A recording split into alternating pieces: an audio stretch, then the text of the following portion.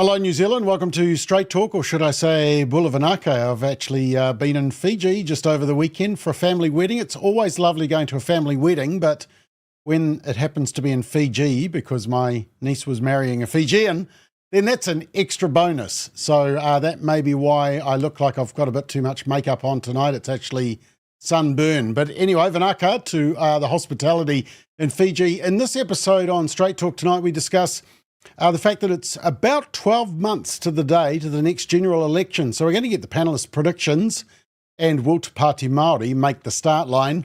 A new survey shows that approximately half of our 18 to 34-year-olds don't look at the news at least daily, and almost half of 35 to 44-year-olds don't either. But when they do look at the news, where do they go? It's to social media, not legacy mainstream media. So we're going to ask, is that a problem? Should we ban homeless people in central city areas, or just the badly behaved ones? Should we ban fireworks? A poll in the US suggests that people are ditching friends and family members who disagree with them politically. Is that a New Zealand phenomena as well? And if we have time, which we may run out, it doesn't matter that politicians voted for advertising on Sundays and also I assume at Easter, Christmas Day, etc. But let's have a look at our illustrious panel tonight. A fantastic lot.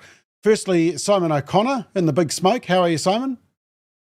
I am doing very well. And look, as an honour to you, Bob, having lived in Fiji for a number of years, I will not speak entirely in Fijian tonight for the sake of our viewers.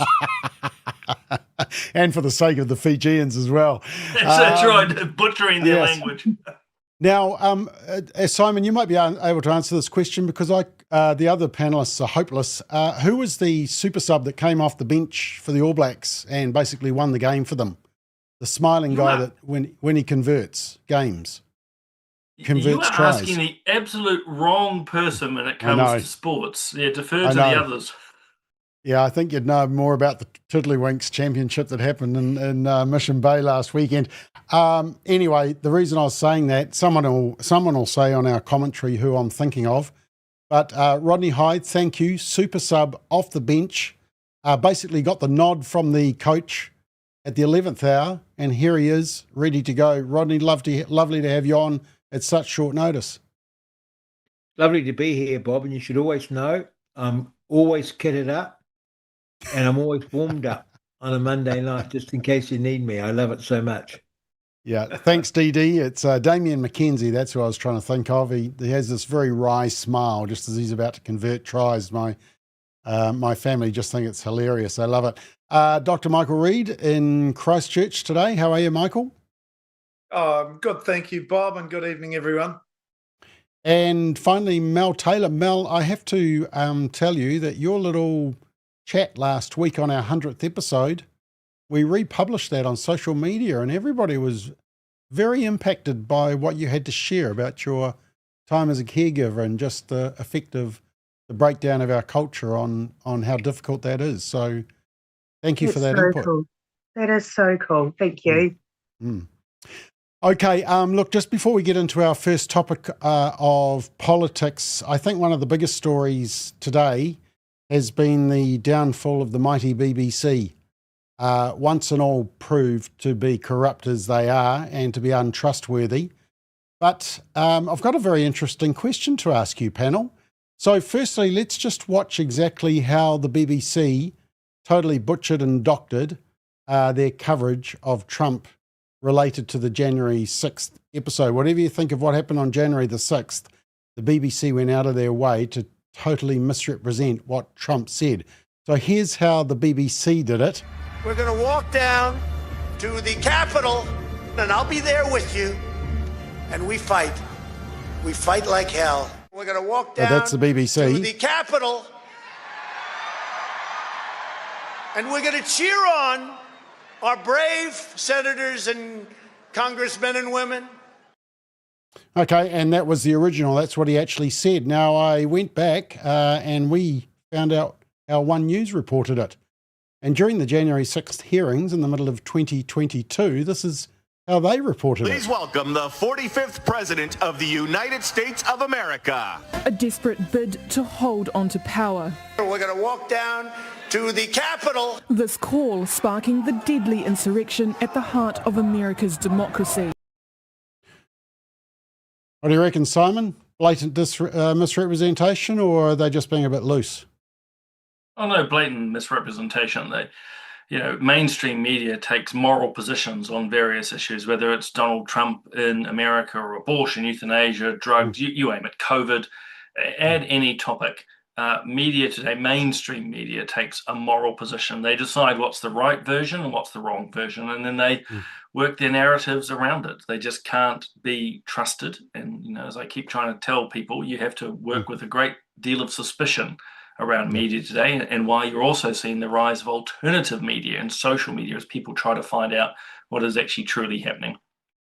So I have sprung this on the panelists. So just to be fair to them, before I come to the rest of you, let me just play it again. So what you'll hear first is how the BBC represented it.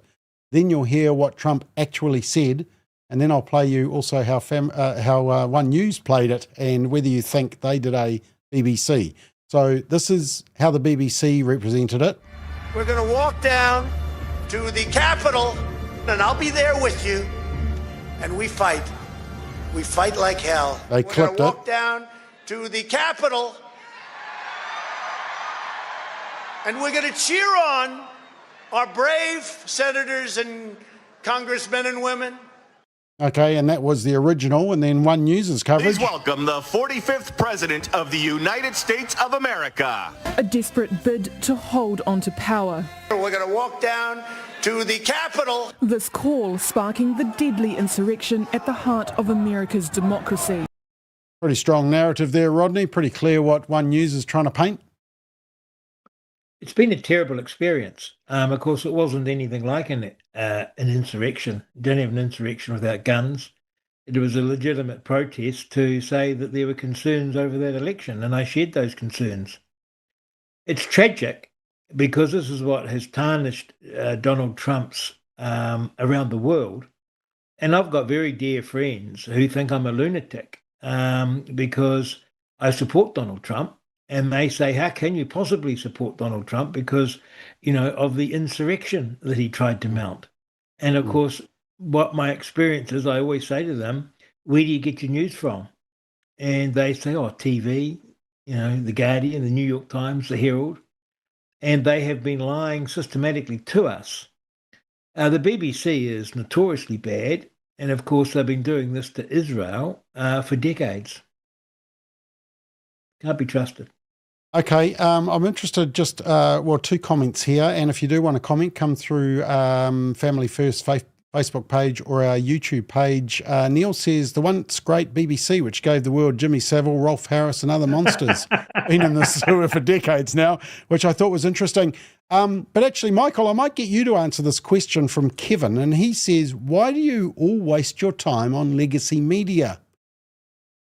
How would you answer that, Michael? Yeah. Well, Bob, because the state keeps bankrolling it, $66 million to RNZ in the last year. It's actually 66.6. It's 666, by the way, and I'm not lying about that. Well, that's a true figure. Well, 666 sounds pretty appropriate, Bob. But yeah, and that's why, because we're paying for it. That's why we have to keep talking about it. That's why we have to expose its lies and its falsehoods and the narratives that it constructs and creates, because it's trying to be the purveyor of a public morality. And it's lies. It's simply not true. I mean, that clip you showed us, that's one of hundreds. I mean, just think of the Posey Parker demonstrations and riots. Simon Dallow, anti-trans activist. And they just kept pushing it. There was absolutely no balance. There was no attempt to really look at the issues. They looked at the consequences of what was happening. They never looked at the causes. They never explored it and gave both sides a fair hearing.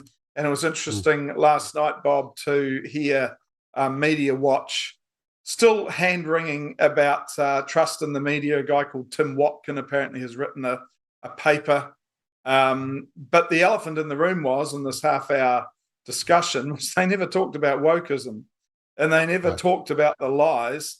They just thought that the audience collectively is dumb, and they just need to be re-educated and come back on board. There was absolutely no genuine critical self-reflection and ownership.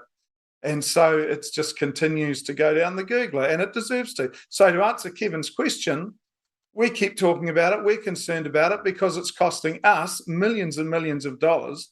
And Bob, in the sort of society and culture in which we now live, that is thoroughly postmodern, what is the public interest? Yeah. I don't think we have a collective understanding of the public interest anymore.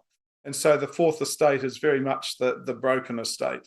So that's why, and I'm not sure how much, Simon might know this, or Rodney, how much TVNZ gets propped up in this New Zealand on air stuff, but it's many, many millions of dollars.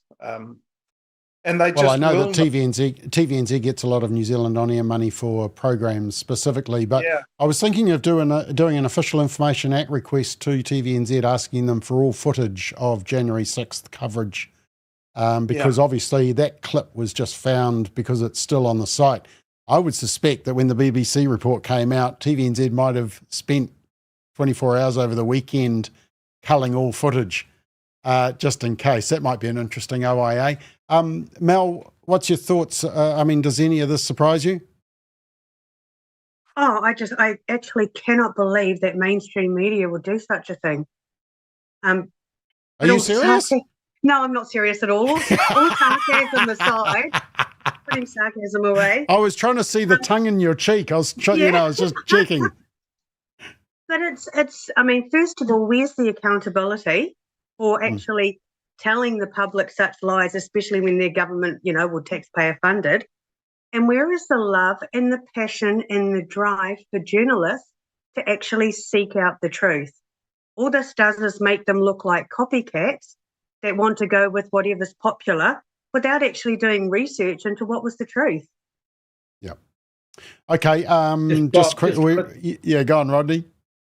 Another reason why it's important is it's very divisive what they're doing. It's tearing New Zealand apart, and ultimately it could lead to violence because it's pushing one narrative over another. It's extremely dangerous propaganda. And so that's what concerns me. Even without the money going in, it's dangerous. Okay. Do you think I should do that OIA, Simon? It might be very interesting, wouldn't it? Ask for their coverage of a certain topic. I assume they would have to release that.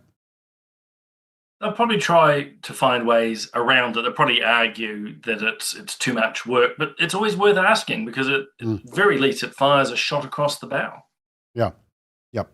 Okay. Let's just some of the comments. Everybody's having a bit of a laugh today. Murray says, Mel, you got me with your seriousness. You totally sucked us all in there, Mel.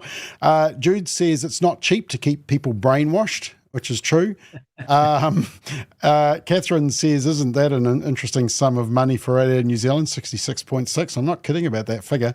Sunny Side Up says the tragedy is that people still believe them. And Dee Dee says, comparing January 6th to the summer of love, Black Lives Matter, that is very true as well. All right, let's get into our other topics. And, firstly, I hope your family's getting on okay, because there's one family that is not doing well, and that's Te Pāti Māori. They're expelling two of their, 6 MPs, Simon? 6 at the moment, isn't it? So they're expelling a third of the caucus, quite interesting what's going on. I noticed in these two bits of coverage that Simon actually texted me while I was in Fiji, both don't show who I think possibly is the actual problem in the background, which is John Tamahere. Anyway, Michael, actually, I think before we ask the politicians what they think, let's ask the non-politicians, Mel and Michael. Michael, what do you think's going on? Are they going to make it to the start line of the election, or is this party toast? Oh, Bob, well, look, put it this way. If you're on the right or the centre right, you're certainly not sad about today's developments. But will they make it? I don't know, Bob. I think they're imploding, and they certainly deserve to implode. They're ethno-anarchists. They're not interested in the rule of law. They're not interested in promoting stable government for everybody. or democracy or any respect for Parliament. I just think it's tremendous in one sense. Will they make it to the start line? Well, they'll probably limp there. They can just claim more oppression, and although that's hard to do, isn't it, when it's your own house that's collapsing? Yeah. I mean, how can you blame colonialism now? How can you blame someone else? They're always looking for someone to blame, and maybe, as was just mentioned, John Tamahiri. I mean, he's truly stuck in the middle here. And he's the cause, probably, or arguably. So what will happen to him? Will he make it to the start line, Bob? I don't know.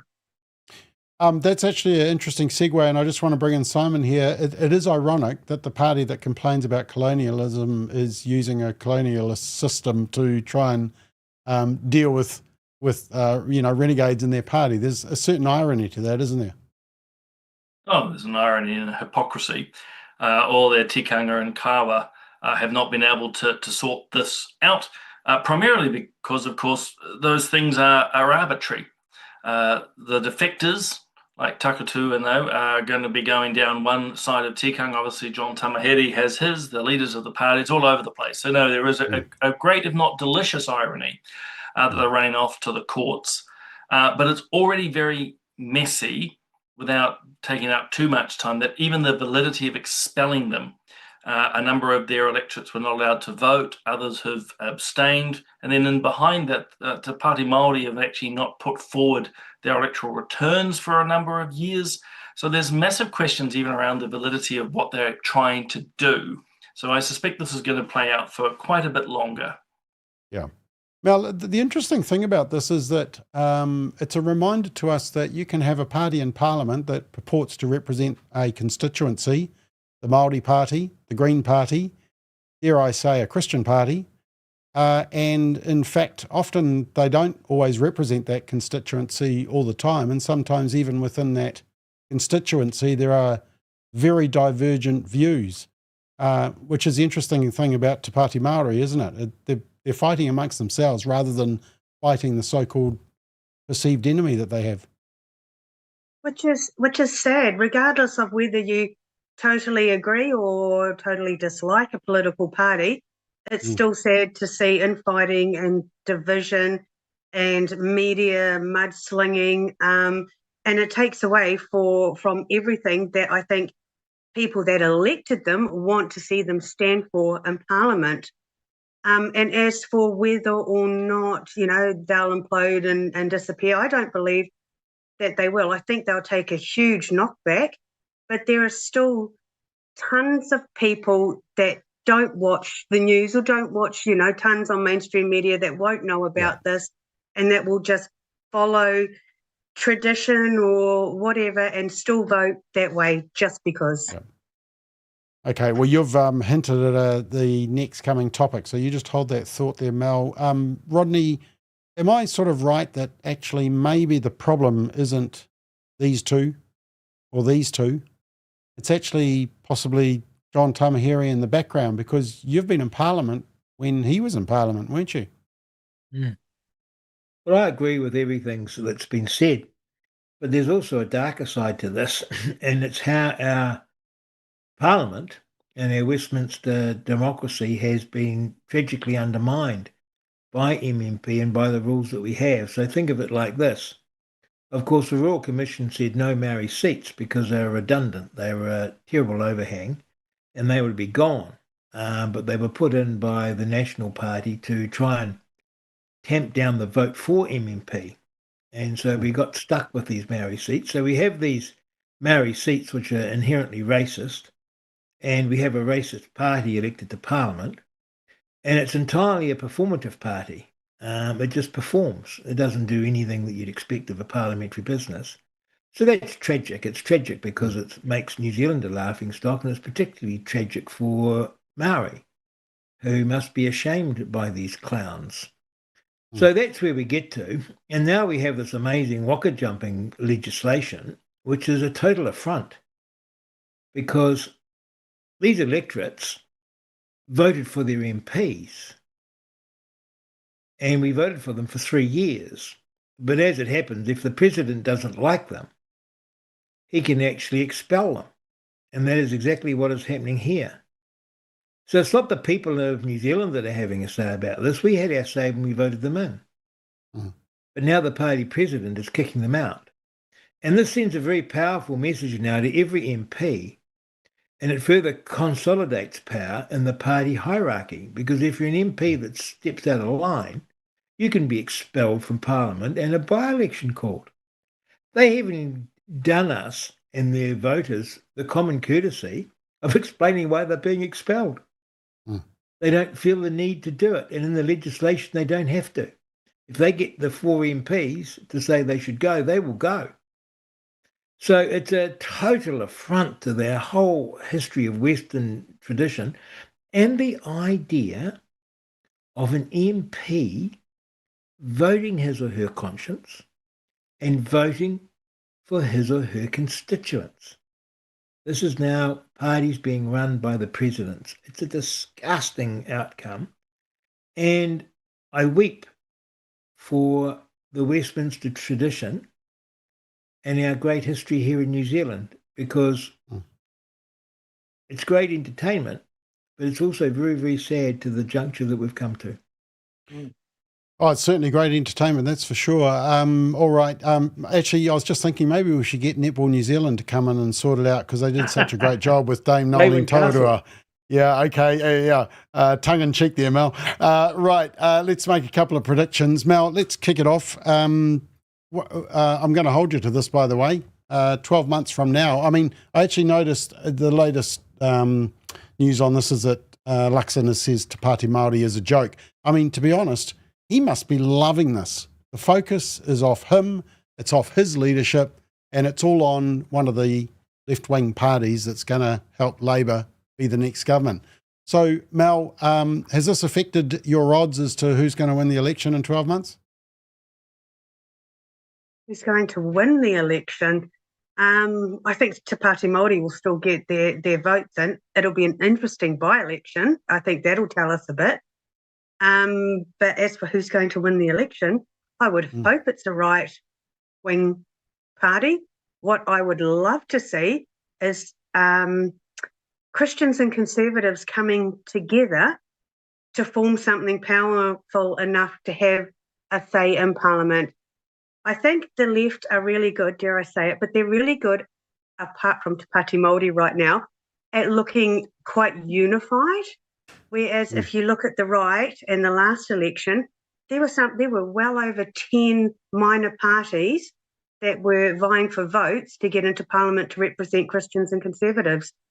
So my hope would be that actually they would form, there'd be a coalition, there'd be something for us to, another alternative for us to vote for, which we don't have now. Yeah. Okay. Michael, what's your predictions?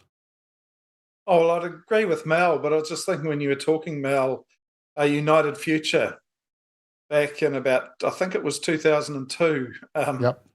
There was a lot of goodwill, a lot of people of faith and other social conservatives that supported United Future, and it just fell to bits, really. So there has to be more than just coming together for an election. I think there has to be some serious thinking, laying down egos, and really thinking and praying for the greater good of our nation, for Christians, because unfortunately the history, you go back to the Christian Coalition, which I think in the first MMP election got about, was it 4.5%, almost crossed the line. But what subsequently happened there was dreadful. So, coming together is a wonderful idea, but and you're absolutely right. Was it 10 different parties that were vying for conservative or even faith-based votes? So it's just, that's not going to help anyone. So 12 months out, Bob, I think the centre right will get home by default. Certainly not because of Christopher Luxon. Yeah, he might be enjoying a high with the implosion of TPM, but he has been a totally uninspiring and unprincipled leader in my view. He's a massive disappointment for national voters. I think Winston will do well. and possibly ACT as well. But yeah, in fact, it's probably a long shot, but could New Zealand First be the main party? Who knows? I mean, National's got since 1936 all that sort of history and heritage. But the people I speak to, a number of people say, look, I voted for National for years, but I could never do so again. And I don't know how widespread that is, Bob, but I think that is a sentiment out there. And so very, very disappointing from National. The Greens, will they lose another MP?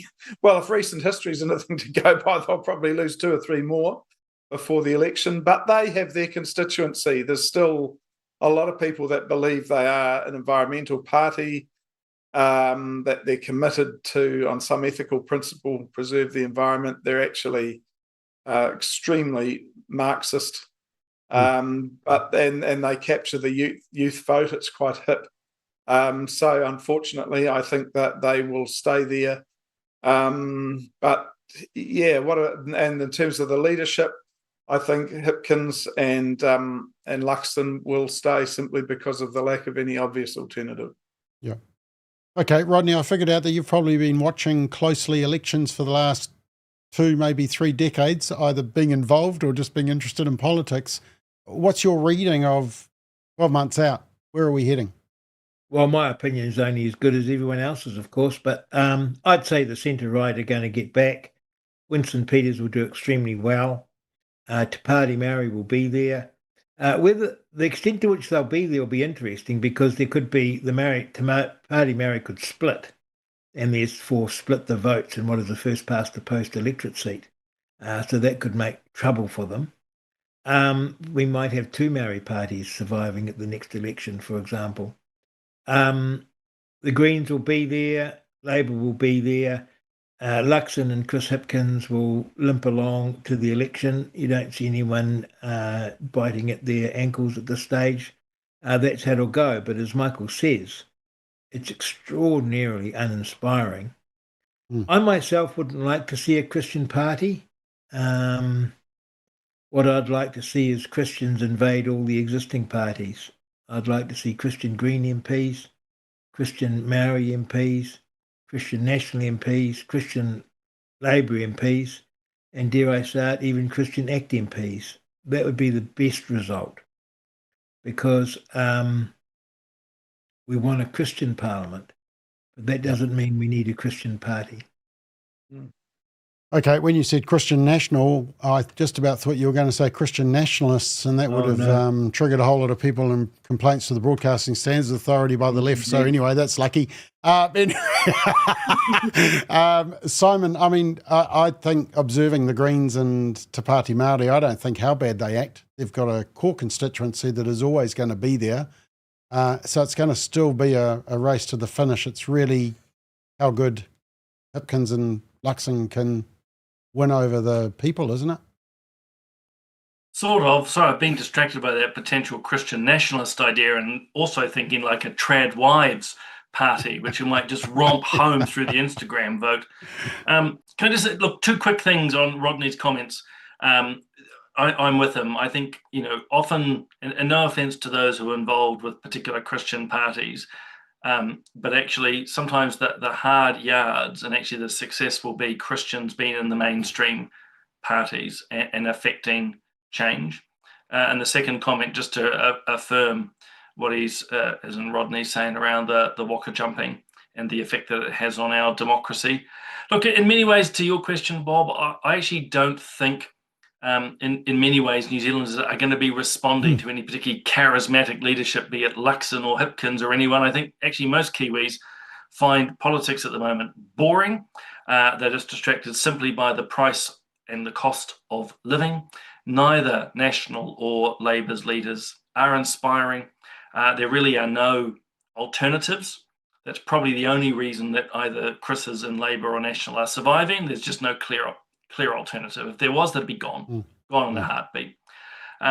Fundamentally, what it comes down to at the next election is people are very much annoyed at this current coalition government. There are a lot of National voters. I bumped into them today at the supermarket.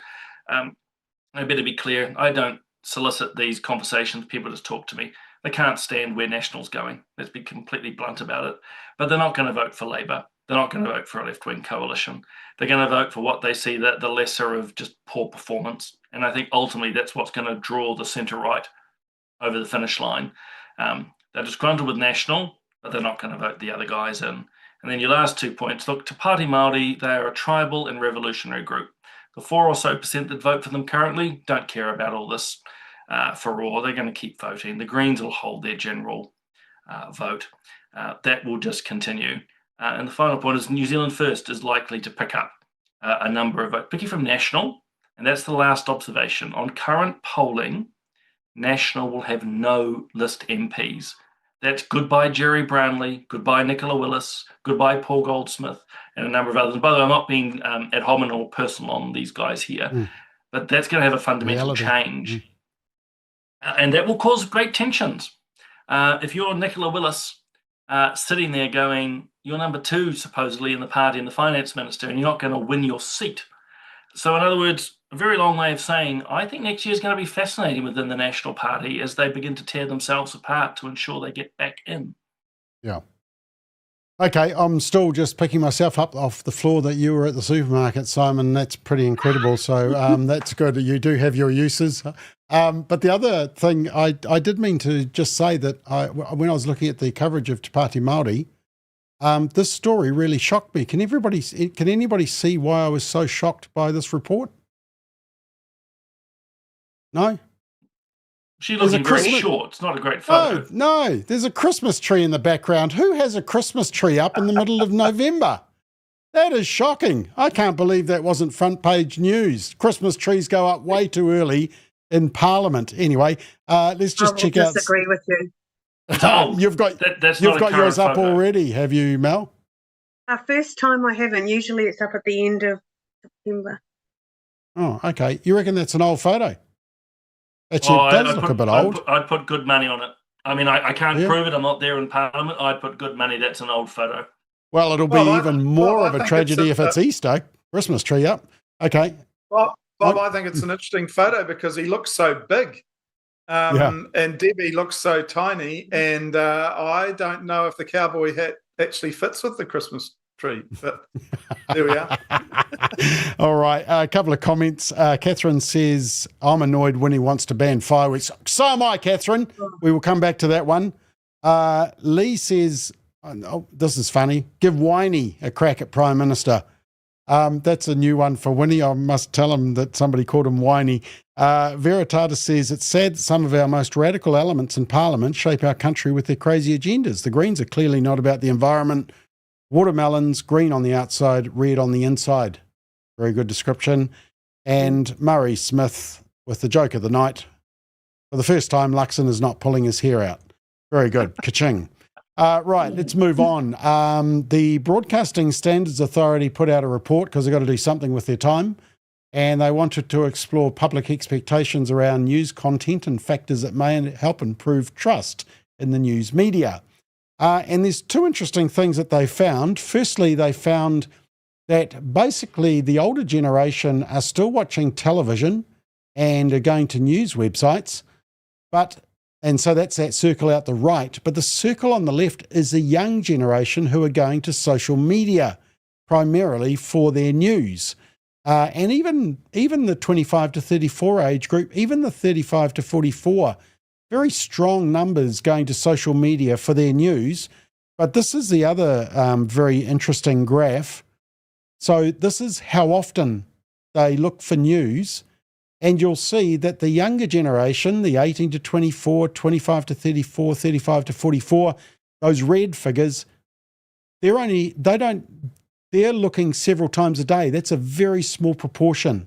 There's a bigger proportion looking daily, but some of them are only going a couple of times a week, weekly or less, or they really even listen. Up to 10% of our 18 to 24-year-olds and 25 to 34, which, Mel, comes back to your point, because I think you were the one that made the point earlier on that the politicians in Parliament can get up to whatever they want, but half of our younger voters either don't care or they're not even watching. And so that that really affects it, doesn't it? That's why I reckon there's that hardcore constituency that you're never going to budge. What do you think, Mel? With this question, I actually reached out on our family chat. I thought, well, I won't talk for, my kids and all the rest of it. I will get their opinion. Then I didn't have to do so much research. So here is what our family chat came up with. These are all between 20 and 30 years of age. So number one, it's easier to access and quicker to get information. 2, because social media to younger people is more appealing as opposed to something played on TV every night at 6 p.m. during dinner. 3, watching the news is boring. 4, more exciting and entertaining online. 5, convenient because you can find what topic you want to look at. And then 2 of my children came up with social media is too accessible. It does matter if people are using this as their source of news because it is not moderated. This misinformation is making people crazy. Interesting. So, yeah. Okay. Look, just in case you didn't realise it, Rodney is not playing Frozen or whatever that statues. The power's gone out in Queenstown. So, he's just going to sit there looking as animated as the rock face behind him. So we'll see if the power comes back on. Anyway, Michael, what's your thoughts? I mean, is it a concern that our younger generations and even our younger millennials, going up to 35-year-olds, they're not looking at the media that much? And when they do look at the media, they're going to social media rather than legacy media. I mean, there could be some positives there, of course. Yeah, Bob, we've got to look at this as a generational thing. I mean, all of us here were brought up on the 6 o'clock news or 6:30 with Dougal Stevenson and Bill Toft and Philip Sherry. And, it's just sort of part of our DNA and heritage, and that's who we are. But younger generations, that's not the case. They've been brought up with digital media. I remember some graffiti years ago scrawled on a building that said apathy rules, and somebody came and wrote underneath it, who cares? And I think that's probably, where a lot of our young people are at. If they want to access it, they will, and they will use the technology that they're thoroughly familiar with. And they're just simply completely disinterested and disengaged from mainstream legacy media. So I'm not surprised by this at all, Bob. There might be 1 or 2 surprises there, but it's just confirming a trend that we've all known for a very long time. And that trend will continue. That trend will continue because our media, our legacy media, is not to be trusted. It is not fair. It is not balanced. It is not objective. It's not looking for both sides in any attempt at impartiality. We have young journalists that are trained in activism and Marxism rather than old school journalism at a polytech where you learn shorthand and you get out there and you grab the stories from the people. That's just not the case now. So I'm not at all surprised by this. I think this trend will continue, and actually I'll be happy for it to continue. I would love to see, Bob, the end of RNZ and the end of TVNZ, and it would save us many, many millions of dollars. Yeah, I mean, I do find it ironic when the legacy media goes on about misinformation and disinformation on social media, and yet they've just been busted themselves for the same thing. Simon, do you think it's a problem that twofold. One, that our younger generations aren't engaging with news as often, and secondly, when they do, they go looking for it on social media. Is that a problem? I'm just trying to work out what Michael's position is. He's quite ambiguous. No. I'll talk to you later, Simon. I'll talk to you later. And the second thing is, I'm just feeling very relieved that Rodney froze at a good shot. There could have been a whole lot worse. Look, it's two sides of the same coin. At one level, I think it's great that people are finding alternative media and social media to find the news for the reasons that Michael and Mel have just touched on. In general, and we touched at the start, you can't trust mainstream media. And I'm saddened to say that, because there was a time that you had a relative level of trust. And we've talked about the BBC earlier, but they're symbolic of mainstream media in general, including here in New Zealand. You cannot trust them. And basically, media here in New Zealand are projecting their own issues. In other words, when they talk about misinformation and disinformation, they're really talking about themselves. They blame others. So I think it's great that the young people are finding alternatives, actually including the show like tonight and other programs that we run. But the flip side to that coin, and it picks up actually, Mel, the comments you made at the end from, I think, two of your children. Who do you trust? How do you know who to trust? And there's an enormous amount of problematic, information out there. And I suppose if I could, Bob, and it as an encouragement to people, you just need to read widely. If you're on X or Facebook and you see a sensational headline about something, take a deep breath. Go and look elsewhere, verify it. It doesn't take too long, because we do know the TikTok generation rely on headlines. They don't go into the substance. And it's as much now a comment to the younger generation as the older ones. If something is too sensational, take a pause. And you can actually reach out through a variety of social media and alternative media to verify if it's wrong or not. But overall, I think it's a good thing. I think it will see the renewal of media in general, which will probably require the end of legacy media as we know it today.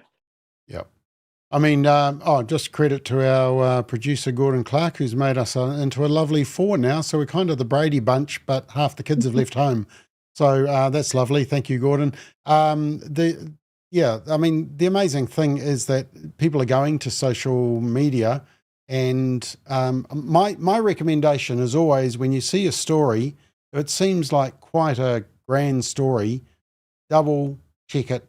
Go and check a couple of sources. I don't know how many times I've been told that Steve Irwin's son refused to wear an LGBT jersey, or that Adam Sandler made some derogatory comment about some issue. Always check it. I always find there's some websites working really hard on social media deliberately just to make up stories. So, yeah, use wisdom. We should be doing that. All right, let's Oh, somebody was agreeing with me. That's excellent. Okay, let's go on to our next topic, and that is homelessness. There we are. We've got one missing. Gordon started building, but I gave him short notice, so sorry about that. Rough sleeping. The government has said that they are going to ban homeless people in the CBD, and basically it's because of what has been going on in Auckland. They did a survey released last week of Auckland central businesses that found owners and officers believe homelessness, too few police, neglect, disorder, frightening antisocial behaviour, and a Green MP, MP for Auckland, Chloe Shawbrook, are crippling their trade. I made up that last one, by the way. 102 business owners say 91% of them say rough sleepers and begging are affecting their business.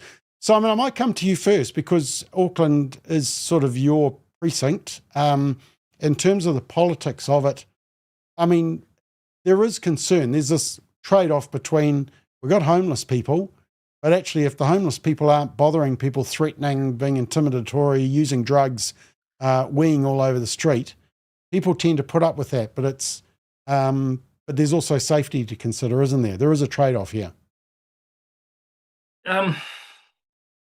Like a lot of things, it's not straightforward. I would say actually just homelessness in itself is a problem. Even if the nicest, quietest homeless guy or gal is just lying up against the doors of a shop, that's a problem without them being intimidatory. I think it is remarkable that their local MP, Chloe, has absolutely no idea it's going on or doesn't care. She just shows it's out of her depth. I just have to say that. So look, do they need to be moved on? Yes, absolutely. But it comes with a major caveat. They need to be actually housed and cared for somewhere. And I won't go on at length, but I worked in King's Cross in Sydney, and not in the way that you're presuming all of a sudden, Bob, at a homeless shelter many years ago, where actually the homeless in the area had a bed at night. There were 500 beds, there was food and clothing, and we looked after them. So it's a really long way of saying, yes, do they need to be moved? Without doubt. It is a problem in Auckland. But they can't simply be just shifted into another suburb. There needs to be a place for them to be looked after. and it's called the Matt Talbot Centre, if you want to look it up in King's Cross and verify things. They do a great job. And actually, if the government's serious about this, it needs to invest in something similar here in Auckland and in Christchurch and elsewhere. You can't just simply move the problem. That's not going to cut the mustard. Okay. Michael, as the Reverend here, the Minister of the Gospel, we need to be looking after the homeless. So where's the balance here? Well, Bob, look, I agree with what Simon said. Look, I sympathise with retailers. This doesn't make retail shopping easy, but these people, why are they there? And I guess there's lots of reasons for that, as you said, Simon. It's a complex historical problem. But look, something has to be done. These people have to live somewhere. It's actually an indictment on a welfare state that people are living on the streets. But Bob, I think churches, could churches get subsidies to provide some really on-the-ground care for these people? Now, not all churches, of course, but I'm sure that if inner city churches were incentivised and given some support without any strings attached, there'd be any number of churches that would want to help. It's just so primary in living out the gospel to care for neighbours. But churches are under the pump with their charitable status, and so I would say give them get some really creative thinking around supporting churches who want to help, and make it easy for them to help. And I think that would be one way. I'm not saying it'd be a solution, but it would be helpful. Far better for that, Bob, than form some new committee in Wellington in a high-rise building with lanyard-wearing beltway bureaucrats trying to, solve the problem. Yeah. Empower the churches or help the churches. Okay, Mel, I know you've worked with, at-risk young people. Auckland Central MP Chloe Schwarbrick says people just need to calm down, calm the farm, and she was suggesting they just need a drop-in centre. Is there more to it than that? Oh, there's so much more to it. A friend of mine actually ran a girls' home, a teenage girls' home, and I helped with that. And we had a teenage girl that came to us, and she was a well-known streetie from Auckland, and she had tons of trauma and stuff.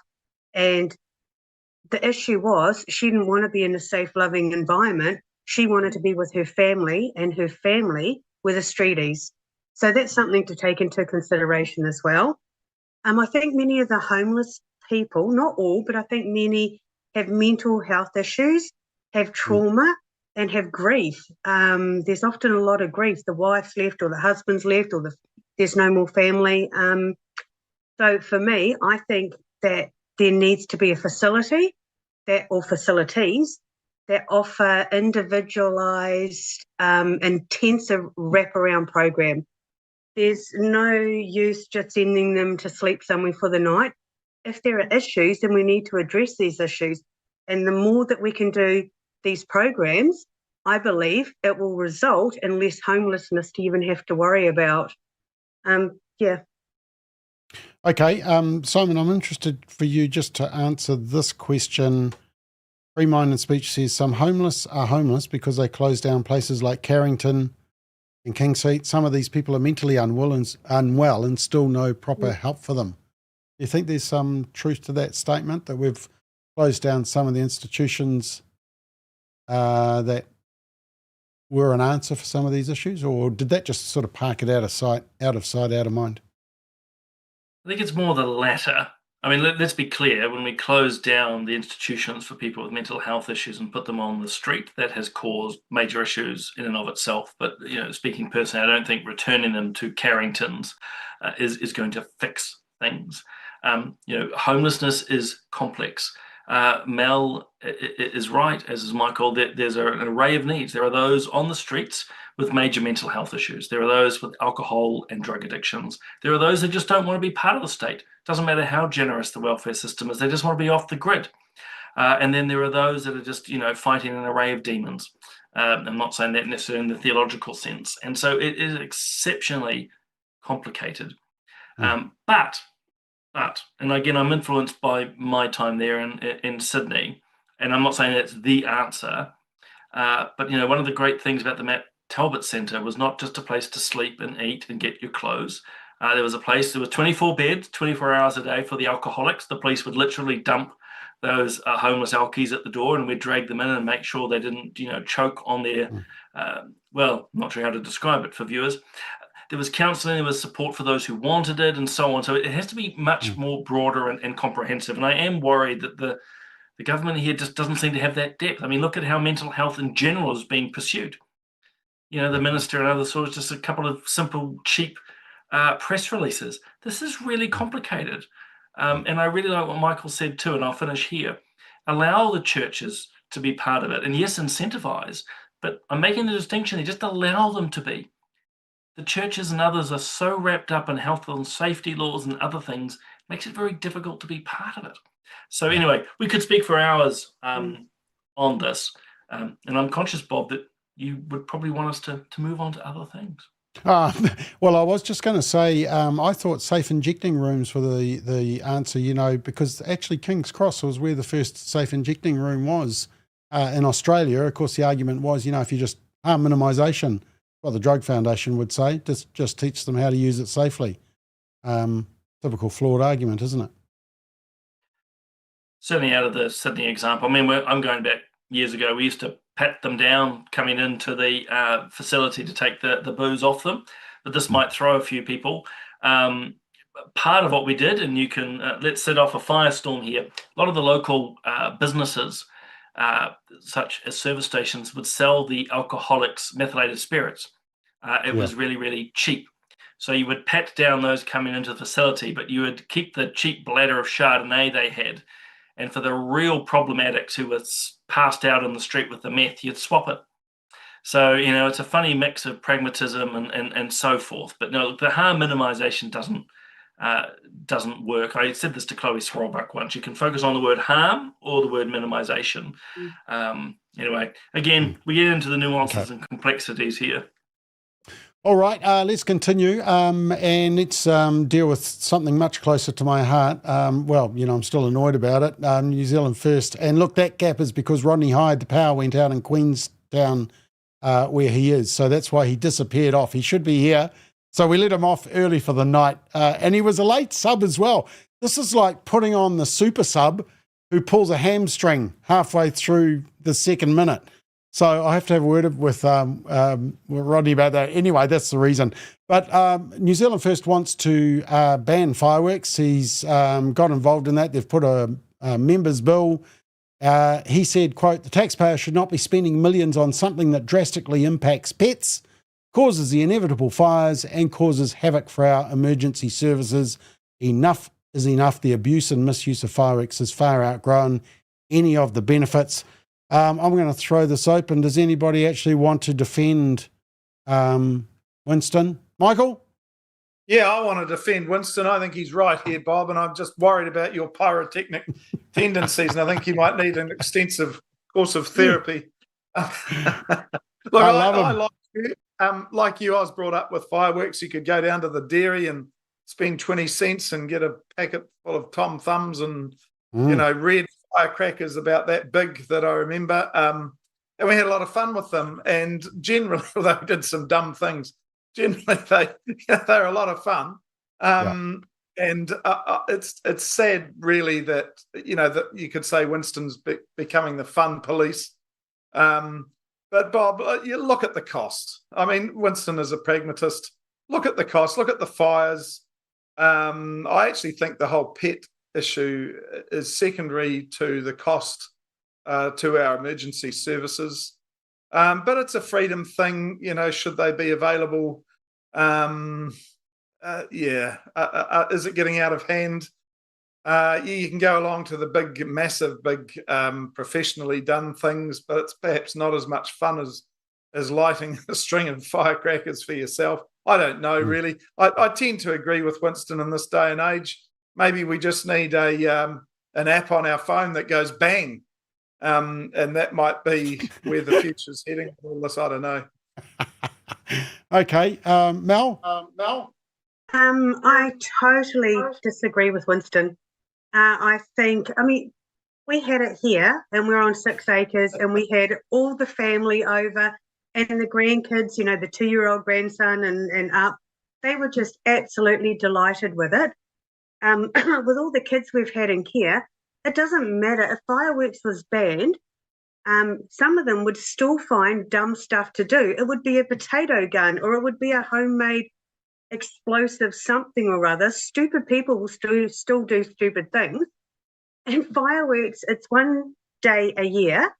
And if they're doing it outside of that, then cool, there's a reason for the rest to, you know, lock up the stupid people. I think it's great. I love it. Okay, just before I come to you, Simon, Kevin says, the more godless we become, the more legislation we require, which is true. It sort of seems like this call is being made because bad behaviour's got worse. Nancy Margaret said Winston said something about a horse being caught up in barbed wire. If people were sensible, have you noticed how lacking common sense is? I'm on the fence. Murray says Winston just thinks it's a vote winner. Dee Dee's excuse for Rodney is that he came on as super sub and then got a red card, which I think is probably a very good reason. Anyway, Simon, sorry, slightly off track there. What about the argument of the, you know, harm to animals, etc.? Well, first and foremost, I'm surprised you haven't confirmed that Rodney was taken out by a series of Tom Thumbs or a bottle rocket. I mean, that's quite... Could have been. I better check. I'll text him. And secondly, Kevin's comment is right. I think a society that moves away from its ethical framework or a common set of values needs more and more legislation. And I certainly saw that in my time in Parliament. Look, I'm a pro-firework guy, and it's not just Guy Fawkes. I mean, it took me a while to realise that it was a Catholic thing, that we were burning the Catholic terrorist, Guy Fawkes, but I still enjoyed it. We're also talking It was because Chinese we were New Year. burning down Parliament, Simon. That's why you got excited. Well, we failed. I mean, that was the... You know, anyway, that's... But no, jokes aside, before the Somebody's going to take that clip and that's going to appear on a reel tomorrow. Simon O'Connor wants to blow up Parliament. One News. That's One News, that's right. Your career is over, Simon. I know, as if only I could be stopped going back. Oh, hold on, wait. No, but long and short, fireworks are very much part of many, many cultures. In fact, very human. Doesn't matter if it's Diwali, Guy Fawkes, Chinese New Year's, birthdays, anniversaries. So look, yes, I'm aware it affects animals. Our animals have been affected over time. Yes, there are fires and so forth. But, you know, long and short, I still think there's a place for them. And put simply, Winston saw an opportunity to get some headlines. And I can't prove this. You know what? Push comes to shove, he won't support that legislation that he's putting forward right now. It's a quick, cheap headline. Very Winston. Okay, that's a very good one. I mean, Michael, one of the interesting things, I mean, we're a free speech, group here, so good on you for being the contrary view on the panel. Is it because, I mean, how have horses coped for the last 60 years that you and I have been enjoying fireworks and probably far more lethal ones? I mean, I'm like you, I still remember holding double happies in my hand and letting them go off. You know, it wasn't smart, but what's changed? Oh, it was absolute fun. Yeah. I mean, well, Bob, Look, I just want to say that for those who don't know, if you lit your firework crackers and they didn't go off, you could actually break them in half and make sparklers out of them. Yes. And double-barreled sparklers at that. There's another BSA complaint coming now. Gee. So, Bob, I think, look, I was just speaking practically. I think everyone's, Mel and Simon are right. This is Winston being Winston. And look, those fires that happen because of fireworks make the headlines. Well, what about all the others that don't? And what you said, Mel, is a good reminder. People come together. If it's done sensibly and you take precautions with your animals, it should be fine. And of course, we grew up with that and we're still here. I mean, I'm sure I had a few crackers go off in my ears, but I don't think they were damaged beyond about 30 seconds. And yeah, I think that point about legislation is really good. When we lose our way as with a moral compass, we have to try to tie down people's behaviour with more and more legislation. So, very good, Simon. Very good. I saw that. So, yeah, we do have to be careful because, and it is probably just a Winston thing. It's safe and easy to say at this point in the electoral cycle. If it did get selected from the ballot, it would be interesting, but what's said already could well be true. It might not go anywhere anyway. It could go up in a puff of smoke, like any good fire, perhaps. Very good. I mean, here's a couple of comments. We're just about out of time, but Colin says scooters, better ban those too because people hurt themselves. This guy says, I lost an ear because of a double happy. He calls himself Out of Oblivion Productions. That's interesting. Paul Goldwater says, fireworks not sold in summer, use a wintertime holiday celebration. And Dean says, yep, guilty of firework fights when young as well. And Colin says, again, then we should also ban Christmas parades because of the environmental pollution from confetti. Interesting you say that, Colin. I remember when I was involved in the Christmas parades in South Auckland, and we used to go along and throw out Macintosh lollies to the crowd just because they were standing there for so long while the parade went past. We weren't allowed to do that anymore in case somebody got hit on the forehead with a stray missile of a Macintosh. So this is where I wonder, Mal, are we losing that ability to just have a bit of fun? I mean, do we start banning sport? There's a lot of cost of that. I think Sometimes we don't it even involves animals. It's common. We just need to let common sense prevail and stop trying to do rules and regulations. And, there are so many more important issues than fireworks, in my opinion. And throwing the kids love it. I've you see kids and they grab the lollies at a parade. It's, we just need to let common sense prevail. Yeah. Can I say, I do understand why people would get upset if they were hit by one of the malt flavoured. That was always the disappointment if that was the lolly that you got. Oh, look, if I didn't like the person, I did throw it, sort of a cricket throw, but, no, literally it was a toss. It was like a scramble. I think kids got more injured from all fighting for the same one, pulling each other's fingernail off. Anyway, hey, look, we are out of time. We missed a topic, so we will transfer that one to next week. So, hey, we've worked overtime, team, because of Rodney getting a red card after pulling a hammy, just coming on late. We've all done a third more work, so you guys will be exhausted, so I will let you go. But thank you. Great job. Thank you, Simon. Thank you for Michael and Mel. And thank you for watching, and we will be back same time next Monday night with Straight Talk. Oh, just by the way, Solid Ground tomorrow morning. Simon, you'll be up bright and early, 7:30, with another action-packed show. Will I? Yeah, I will. Oh, Simon. Yeah. Okay, you better get to bed so that you're alert, a little bit more alert at 7:30. All right, thank you for watching, everybody. Have a great night. Yeah.